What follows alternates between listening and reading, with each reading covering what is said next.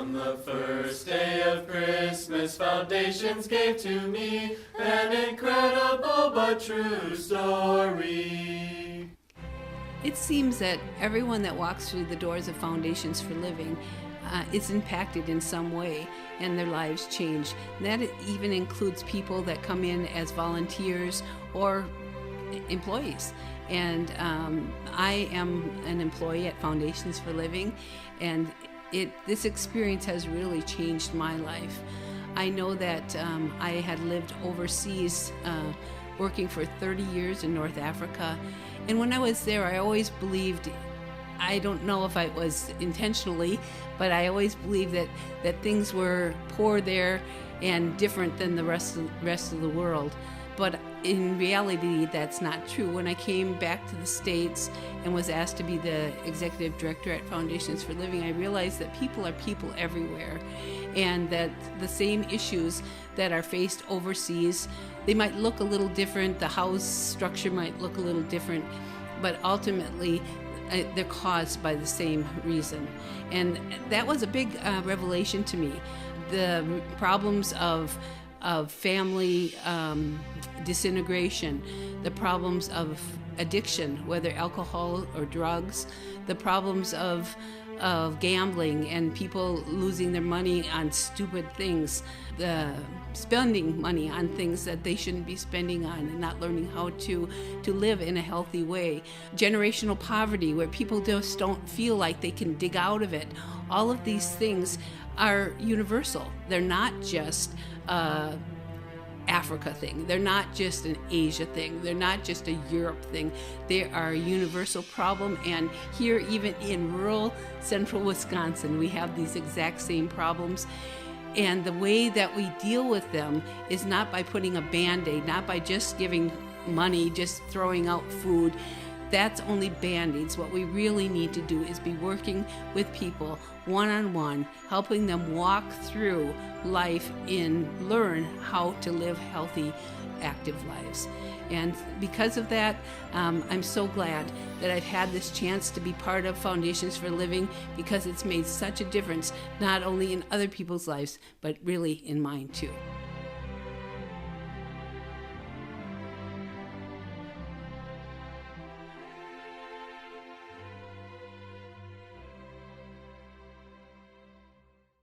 On the second day of Christmas, Foundations gave to me an incredible but true story. Hello, once again. I'm asked to do an interview, and I'm happy to do this interview for Foundations for Living. And the question is, how did Foundations for Living help me? In the beginning, I was pretty sick. And coming here and being around people who are devout believers in Jesus Christ gave me the incentive to work with my faith to get me on a plateau where I could be a lot more healthier and a lot more useful in this life than just sitting around the house. I'm the custodian here. I clean the store, I clean the warming room, and I also clean the offices. And even though at times I don't feel well, I enjoy my work. And I feel like my belief in Jesus Christ, by working here with other believers, has upgraded my thinking to a level to where I feel confident in my walk or journey in this world today. I give all thanks and glory to Jesus Christ. Amen.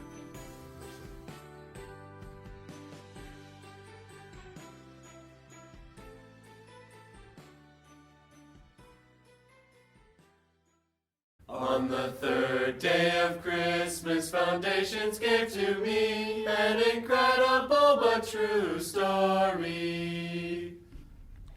Alcohol. I've been an alcoholic all my life, and I've tried many programs. I've been to prison twice and did the prison program, and nothing. I'd have short bouts of sobriety, and that was it. I'd go right back to what I was doing. At first, I just came here, just looking. I wanted something, but I didn't know what it was. But the second time I came here and I talked with Pastor Pete, he says, you're going to go to Adult and Teen Challenge. It's a Christian-based program, and I was desperate. It's like, yes, I will do it. And when I went to Teen Challenge, I found the Lord in my own way. I still don't understand it completely, but He's with me, and I know that my life, if I want a good life, I can't do it without the Lord. I can't go back out there and do it myself, because I'll drink again and be right back to where I started. How are you doing now? I'm doing very well. I have good days, bad days. I pray a lot. I look forward to coming here in the evenings and being with the people.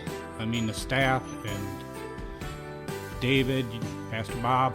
It's just a warm, welcoming environment. The volunteers are phenomenal, and it feels good to be here.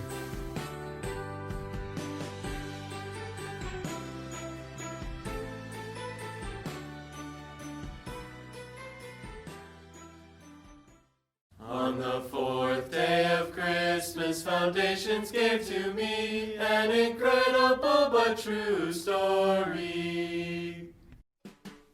So how I got to know about Foundations for Living is actually I worked at Neville's, and Michael Hall, who is now the assistant director, was my boss. And at the time, I worked for him, and I got to know him a little bit there and learn kind of who he was as a person. And I found out that he volunteered at Foundations for Living, and I was curious to know what exactly that was. And he kind of explained it to me, and at the time, actually, he was even volunteering for the overnight and also mostly really running the warming center in the wintertime. And so at the time I wasn't old enough to volunteer, but it definitely piqued my interest, and I was excited to volunteer when I became 18. And so that's how I found Foundations, and we just kind of built a relationship, and yeah, that just really piqued my interest. A few things that I really like about Foundations for Living is, first of all, it's probably one of the main and only crisis intervention systems around the area. And so it really is just a bright beacon of hope for everyone in this area that might not have it. And another thing that I like about Foundations is the fact that not only do they realize that you need physical help and mental help, you also need spiritual help as well. And that without all three of those things, you can't be fully healthy. And I think that's something that is so important that not a lot of organizations really recognize, is the fact that you also need spiritual health. And so that's a huge reason why I love Foundations. So what I do here is I volunteer when I can, but I also am paid staff for overnight.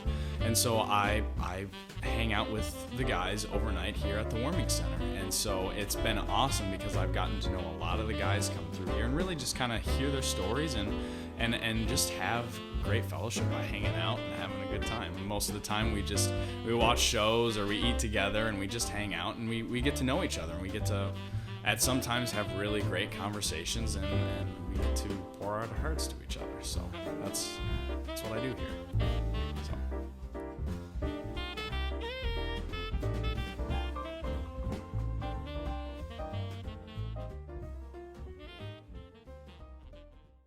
On the fourth day of Christmas, Foundations gave to me an incredible but true story. I've been here in the past, and they all helped me here. They're very nice people. Mike I knew from going to the church. He would be the worship leader when we needed. He works here now, so I talked to him a bit before. And what happened was, recently, I was in between a job because I got injured.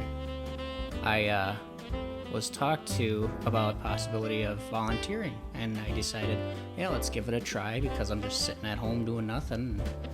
We all know how doing nothing is, and So I started to volunteer for the thrift shop. Great. How did Foundations for Living help you? When I needed it most, whether it be some food or a voucher for gas or anything else I needed, just emotional support, they were there for me, or they point me in the right direction. Anything else, usually they help really good. I'm doing actually pretty decently. It's nice to have the interaction with people. Just sitting at home waiting for the injury to heal, it kind of stinks because you don't have any interactions with anybody.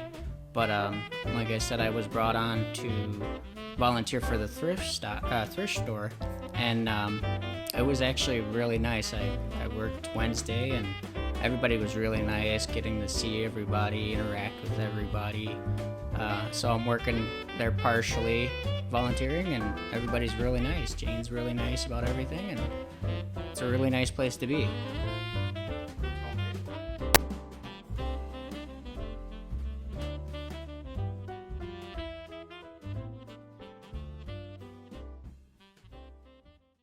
On the sixth day of Christmas, Foundations gave to me an incredible but true story.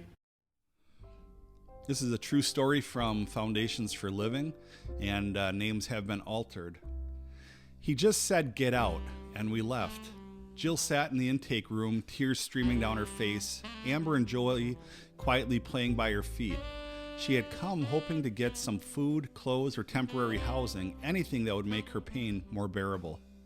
It took a long while before Jill was calm enough to tell her story, but when she did, it was all too familiar tale. Her rebellious teen years had estranged her from her family. She had lived with one boyfriend after another in hopes of finding true love. But that dream always seemed to elude her and the children who were the products of her chase. Now, once again, Jill poured everything into her latest guy to be left on the street again. Listening to tales of self-destruction, abuse, self-loathing, and fear pouring from her quivering lips, she cried over and over again, "I don't know what to do." We discussed all her options, which for the moment seemed few. She told me that her family would never forgive her, never take her back. Her mom and dad had loved her and were good parents, but too many years had passed, and she said, "I made too many mistakes." Hopes of reconciliation had been pushed from Jill's consciousness years before. As I watched Amber and Joey playing, I wondered if that was truly the case. Do Amber and Joey like their grandma and grandpa? I asked, shocked by the question. Jill began to sob uncontrollably. "They don't even know they exist," she replied. The response almost brought me to tears. As a grandma myself, I couldn't imagine not knowing my grandchildren even existed. As the discussion progressed, punctuated by snacks and potty breaks, I know some decision would have to be made soon. "Jill, do you have a phone number for your parents?" I asked. "I have one, but I don't know if they still have the same number. Joey was born." I called. Recognizing my mom's voice, I froze, hung up, and never tried again. After more discussion, Jill gave me permission to try the number she had. I can't express the excitement and shock that was in Jill's mom's voice when I explained who I was sitting with. "What? You're telling me she's alive? I have 2 grandchildren? Of course she can come home. Is she there? Can I talk to her?" By the time Jill got off the phone, plans were made. Foundations for Living would make sure the little family had clothes, food, hygiene products, and a safe place for the night. Jill's parents would come and get them in the morning. I don't know all the details of what happened in the months that followed, but I was thrilled when several months later I got a thank you from 2 extremely grateful parents and grandparents. Now it's my turn to thank you. Thank you for making a difference in Jill, Amber, and Joey's lives. Thank you for reuniting a family, and thank you for being part of their story.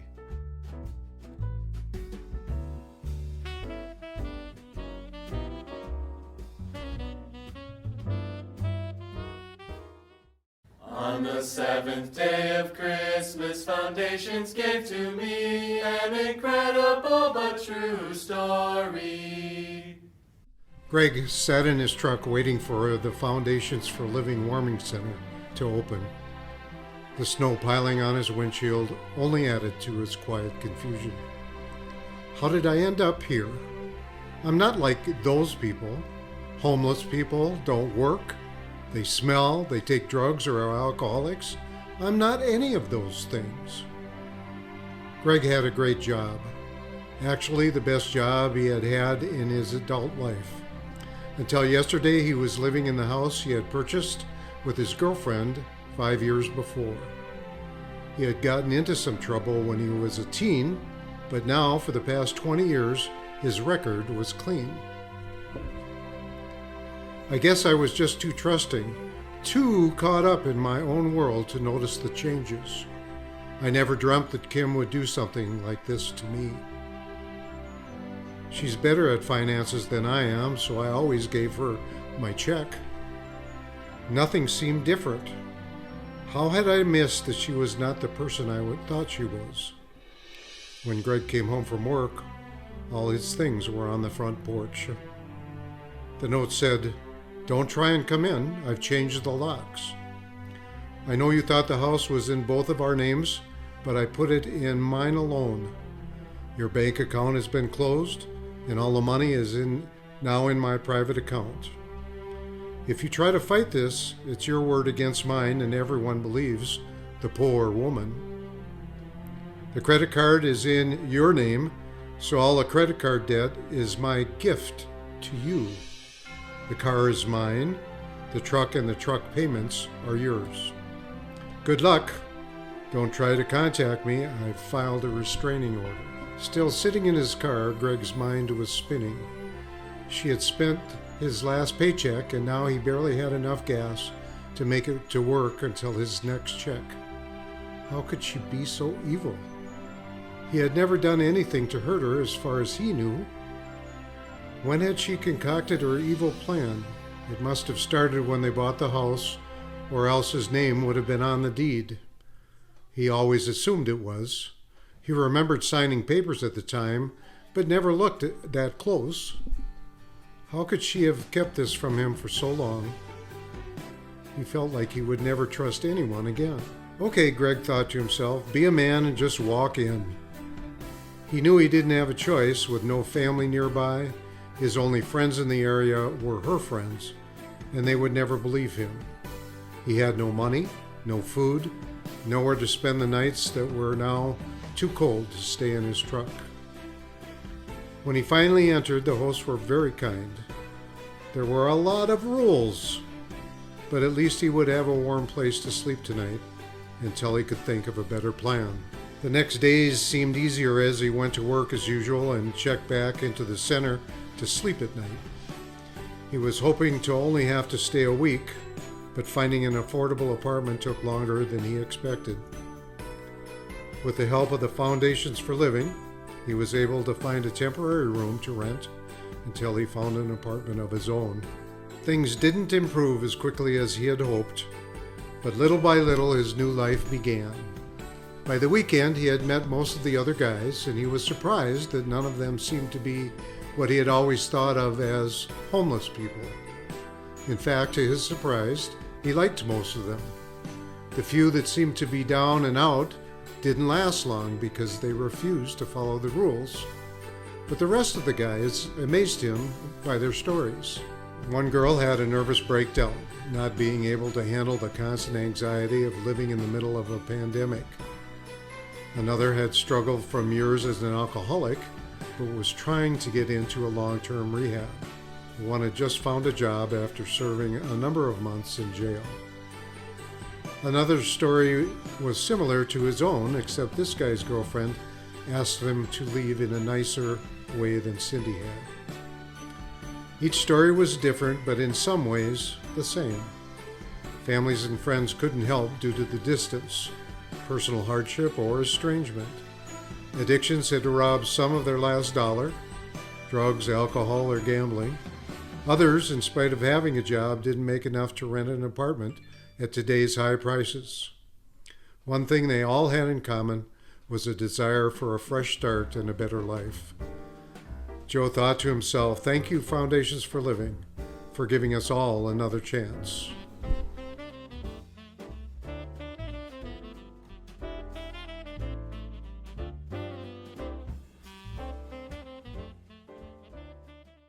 On the 8th day of Christmas, Foundations gave to me an incredible but true story. Well, I found myself in a situation where I was homeless and I just searched for a way to stay warm and get rested. And it's been a godsend to find Foundations. I'm so thankful for that. One is that it just reduces the stress of the homelessness.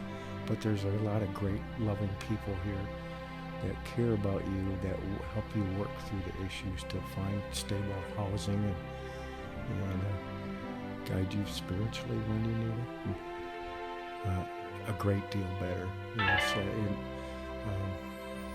Folks had mentioned how much anxiety I was showing when I first got here, and that shows. It's a great deal better now.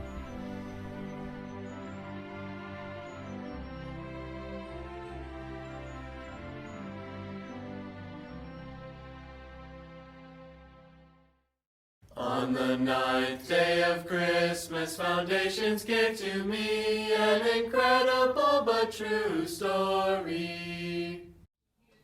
Hi, I would like to share with you how wonderful the people and organization of Foundations for Living has been to our family. FFL helped make our family's struggle less of a struggle by extending their hearts when our family was in need. There have been 2 instances when our family was in need for utility help. We were going to get shut off, and Foundations for Living helped us sign up for energy assistance. And once the energy assistance went through, they also helped us get a voucher from the Salvation Army, which cut our bill down a whole lot, and it was affordable at that point. So we're very grateful for that kind of help.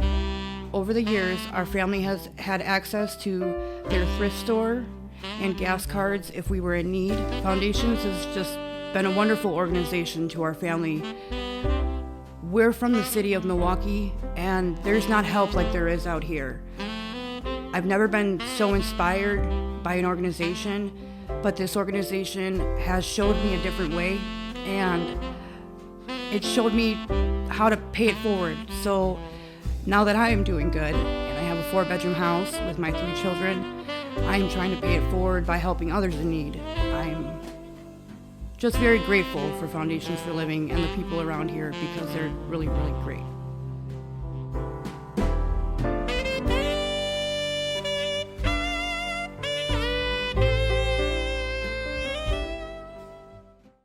On the 10th day of Christmas, Foundations gave to me an incredible but true story.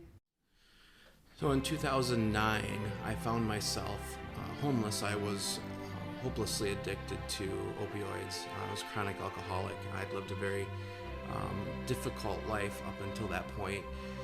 There was a lot of good that had gone on in my life, but the addiction had squandered that, and I was in a place where I really didn't know how to get help.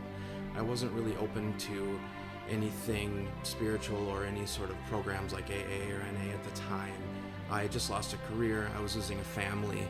I didn't really know what to do or where to go. And I did find a place that helped me, kept me from becoming completely homeless, helped me find a way to recover, helped me find a way to a better life, to a better future. And so my work here at Foundations for Living is a direct result of going through those things in my own life, dealing with those things as an individual, and being helped and realizing how critically important it is for us to help those that are suffering, that are struggling. And so that's part of my daily life now. I have a family, again, I have 6 beautiful children, a wonderful wife. We are church planters, we are basic missionaries, we are just excited about what God is doing in our community, and Foundations for Living is an enormous part of that. And so because of that, it becomes an enormous part of my story, part of our story. And what we do here is so critical The help that is given by Foundations for Living, similar to the help that was given to me in another season of life, was a life raft. It was something that gave me hope of a life worth living, gave me hope of something better than living in addiction and poverty and pain and discomfort. Foundations for Living is a place that offers that life draft, that gives people an opportunity to take responsibility for themselves. It gives them an opportunity to find a life worth living. And I don't think that there is a better organization, or that there's another organization that I would rather give my time to than Foundations for Living. So with that, I say just Merry Christmas to you, and thank you all that support us.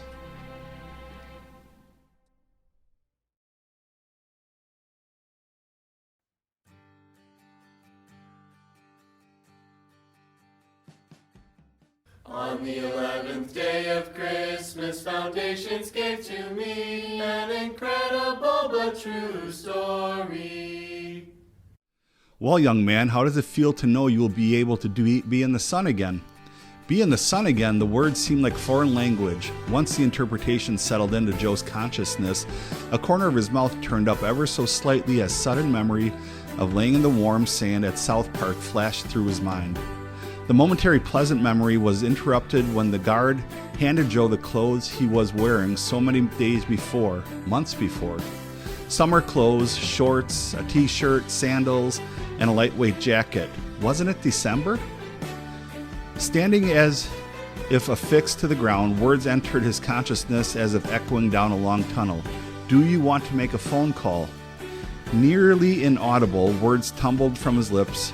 No one. What do I do now? The guard pointed to the door, saying, walk down Churchill to Foundations for Living. They will help. Moments later, Joe was outside fighting with the harsh wind, which now burned his face and caused him to shiver uncontrollably. He was happy to be out of the confinement of the county jail, but overwhelmed by the prospect of a future filled with unhappiness. To be honest, the majority of Joe's 19 years had been unhappy and alone, with parents that were either too busy or too drunk to notice his pain. He wondered why they bothered to say he was their son. When Joe met Carrie his senior year in high school, she quickly attached to him. The attention she showered on him made him feel loved for the first time in his life. Carrie at 16 was more experienced than Joe, and within weeks they were intimate. A few months later, when she announced she was pregnant, he remembered being shocked but resolved to do better for his baby, this than his parents had done for him. However, his dream quickly died when Carrie dumped him for another guy before that baby was even born. Again, loneliness was Joe's only companion. The day he saw his very pregnant baby mama kissing her new boyfriend in the hall, life made a terrible turn. Loneliness turned to rage, fists flew, and a bleeding boy lay in the hallway. Suddenly, life was filled with court appointments, restraining orders, charges of felony and battery, child support payments, and worst of all, a child molestation charge that would follow him for the rest of his life, since Carrie had been 16 while he was an adult at 18 when she got pregnant.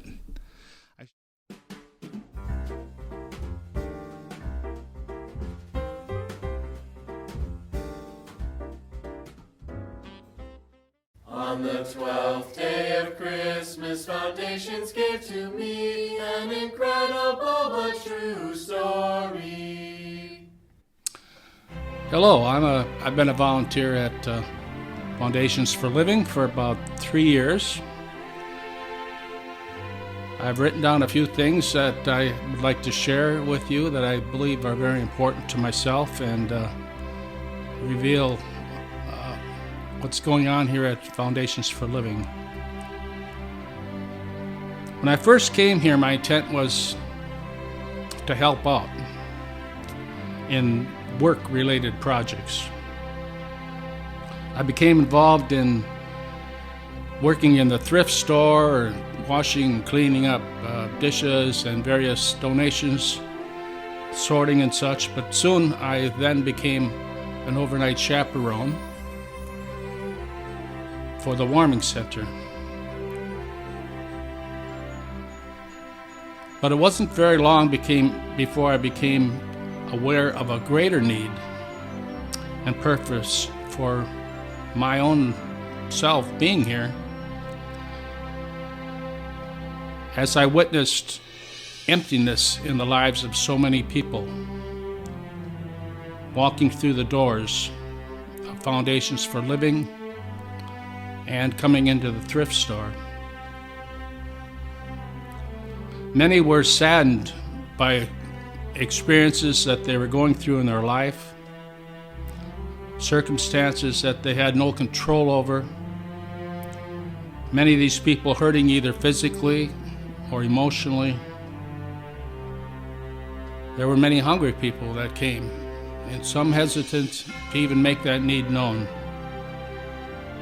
But sometimes people can say and express a need without even using words. And we were able to meet that need. Some of the people that I've come in contact with are broken because of addictions to drugs and alcohol. But one thing most of these, if not all of these people have in common is that they're existing, but they're not really living. Most of these individuals don't realize that they are loved by God, their Creator. And at the same time, many don't believe that their lives are of any significance or importance. They're very lonely people. Some don't smile, some don't want to make eye contact with others. But yet, God brings them through our doors. I'm very thankful for that.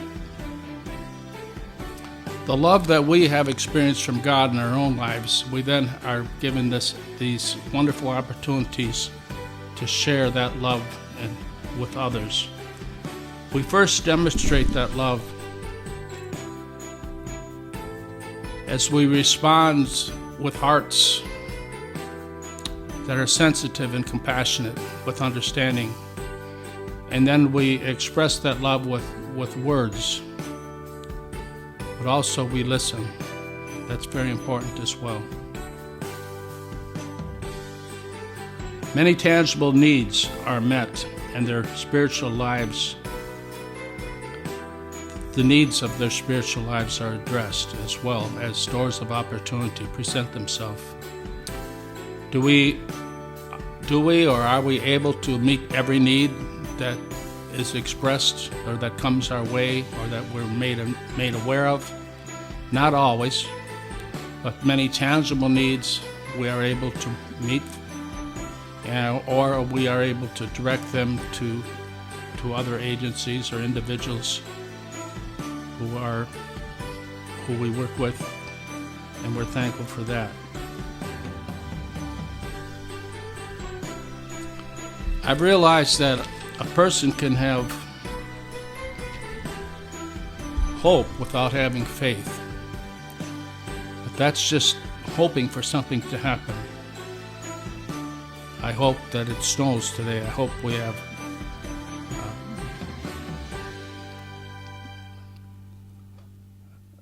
good health, hope.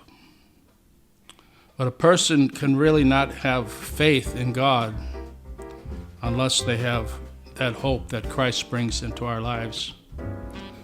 For the person of Jesus Christ is our living hope.